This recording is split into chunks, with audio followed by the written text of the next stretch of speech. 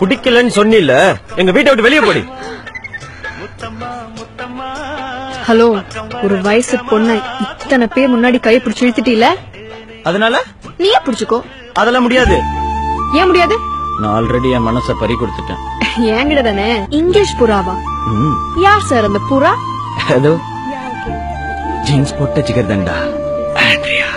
சரி, நீங்க உங்களை லவ் பண்றீங்க, அவங்க உங்களை லவ் பண்றாங்களா? லவ் பண்ணாம டெய்லி டேட்டிங் எல்லாம் போவாங்க. ஓஹோ, அப்ப அவளை ஏன் முன்னாடி வந்து உன்னை லவ் பண்றேன்னு சொல்ல சொல்லு.